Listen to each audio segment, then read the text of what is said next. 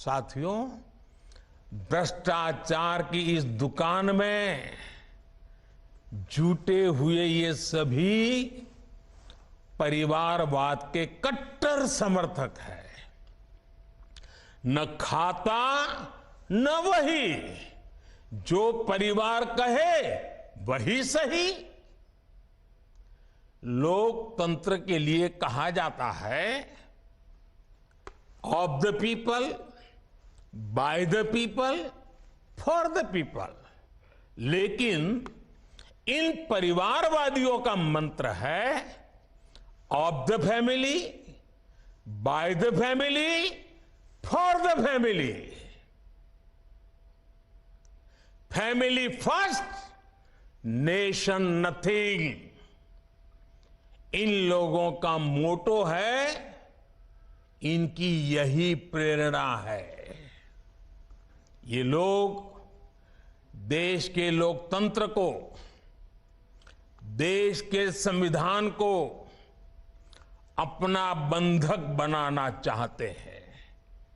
इनके लिए मैं यही कहना चाहूंगा, नफरत है, नफरत है, घोटाले हैं, नफरत है, घोटाले हैं, तुष्टीकरण है, मन काले हैं। नफरत है, घोटाले हैं, तुष्टीकरण है, मन काले हैं। परिवारवाद की आग के दशकों से देश हवाले हैं। साथियों, इनके लिए देश के गरीब के बच्चों का विकास नहीं, बल्कि अपने बच्चों का, अपने भाई भतीजों का विकास मायने रखता है। आजकल आप देखते हैं कि देश में स्टार्टअप बढ़ रहे हैं। हमारे युवा बड़ी संख्या में पेटेंट करा रहे हैं, ट्रेडमार्क रजिस्टर करा रहे हैं। स्पोर्ट की दुनिया में मेरे देश के नौजवान छाए हुए हैं, बेटियां कमाल कर रही हैं। ये युवा शक्ति हमारे देश में पहले भी थी, लेकिन इन परिवारवादी पार्टियों ने कभी देश के सामान्य युवा की शक्ति के साथ न्याय नहीं किया।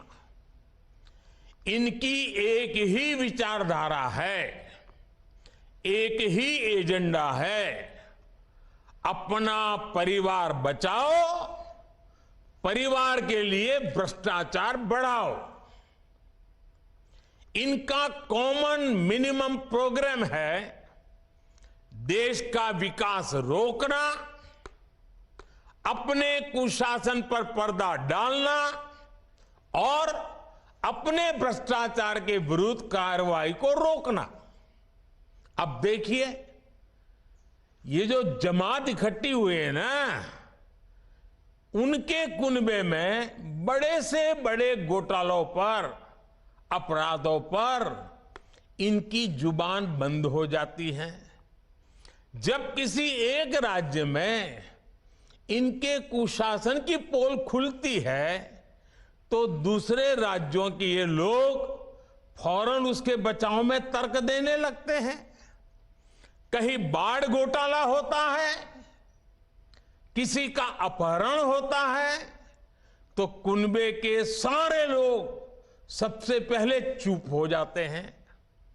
आपने देखा है कि कुछ दिन पहले ही पश्चिम बंगाल में पंचायत चुनाव हुए, वहां सरेआम हिंसा हुई, लगातार खून खराबा हो रहा है।